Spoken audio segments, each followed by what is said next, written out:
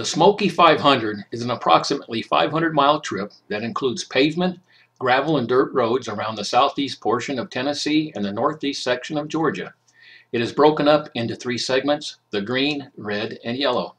Motorcycle-friendly campgrounds anchor the beginning of each route. Each section is approximately 160 miles in length. I started in Tellico Plains, Tennessee at the Cherokee Trails Campground. This campground caters to motorcyclists, and Wayne, the owner, goes out of his way to ensure you have a pleasant visit. They have open, spacious grounds to pitch a tent or small, cozy cabins with 2 twin beds for those who don't want to sleep in a tent. I trucked my bike there and met up with a fellow dual sport rider, Tim Richardson from Chicago, Illinois. We met on the Adventure Rider Forum and decided to ride the route together. The Adventure Rider Forum claims to be the center of the adventure motorcycling world, and I believe it. Must be tens of thousands of members. Some portions of the route are in very remote areas where help is not easily found, and having a riding partner is much safer and more fun to enjoy with someone else. Our first leg was from Tellico Plains to Suches, Georgia. It was wet, cold, and damp when we started out, but we didn't let that put a damper on the fun. The roads were slippery with some mud, but the vast majority of the roads were hard-packed gravel, and we averaged about 23 miles per hour during our first leg. We did stop to take pictures occasionally of the many waterfalls we passed.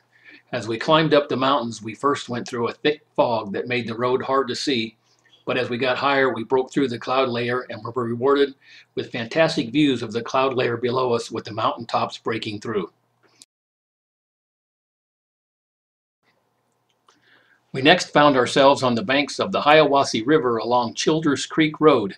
The 23-mile stretch of river that flows from North Carolina-Tennessee state line to U.S. Highway 411 near Delano is designated a state scenic river.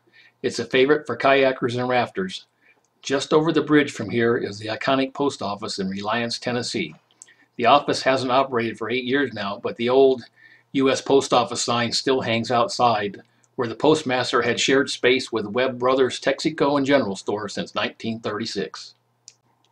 It had been lightly raining that morning, but when we reached the halfway point in Ellijay, Georgia, it started raining really hard, so we decided to wait out the rain at Arby's. We kept a close watch on the storm with the weather radar apps on our phones. The rain finally stopped and it was time to move on. This next section would have the most demanding and technical riding of the day. The north end of Old Bucktown Road is a long climb to Nimblewheel Gap, a steep, rocky road several miles long. We kept our bikes mostly in first gear to keep our speed down while winding our way over and around the many rocks and mud puddles. At the top of the pass is a bronze memorial placed by the family of an airplane crash victim. The aircraft wreckage sat for 28 years until volunteers organized a cleanup mission to hike through the woods to the site, cut up the wreckage by hand, and then carry it nearly a half a mile to a point where it could be loaded on a truck. After many more miles on gravel road, we came upon Camp Frank D. Merrill, home to the 5th Ranger Training Battalion established in 1952. Here, Ranger recruits learn the mountain phase of the U.S. Army Ranger School. The camp is named in honor of Major General Frank D. Merrill, commander of one of the 1st Ranger units, Merrill's Marauders, in World War II. The camp's 290 acres are located at the base of the North Georgia Mountains near the Appalachian Trail. After a long day, about 8.5 hours in the saddle, we arrived at our destination for the night, Two Wheels of Suches, located in Suches, Georgia. Two Wheels provides a nice, comfortable location to spend the night where you can pitch a tent along the stream or rent a nice, cozy cabin. They have it all. I have always encountered friendly fellow travelers when staying there. Be aware that the grill is only open on weekends, so bring your own food or eat before you arrive.